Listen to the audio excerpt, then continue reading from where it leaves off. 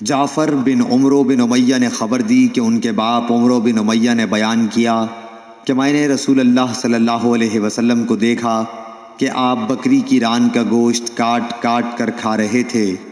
اتنے میں آپ نماز کے لیے بلائے گئے، آپ کھڑے ہو گئے اور چھری ڈال دی،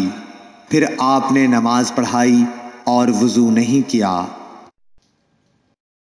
حکم بن عتبہ نے ابراہیم نخعی سے بیان کیا، انہوں نے اسود بن یزید سے، انہوں نے کہا کہ میں نے حضرت عائشہ رضی اللہ تعالی عنہا سے پوچھا کہ رسول کریم صلی اللہ علیہ وسلم اپنے گھر میں کیا کیا کرتے تھے۔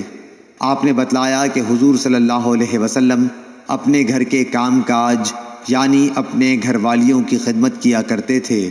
اور جب نماز کا وقت ہوتا فوراً کام کاج چھوڑ کر نماز کے لیے چلے جاتے تھے۔ ایوب سختیانی نے ابو قلابہ عبداللہ بن زید سے بیان کیا، انہوں نے کہا کہ مالک بن حویرث صحابی ایک مرتبہ ہماری اس مسجد میں تشریف لائے اور فرمایا کہ تم لوگوں کو نماز پڑھاؤں گا، اور میری نیت نماز پڑھنے کی نہیں ہے، میرا مقصد صرف یہ ہے کہ تمہیں نماز کا وہ طریق سکھا دوں جس طریقے سے نبی صلی اللہ علیہ وسلم نماز پڑھا کرتے تھے۔ میں نے ابو قلابہ سے پوچھا کہ انہوں نے کس طرح نماز پڑھی تھی،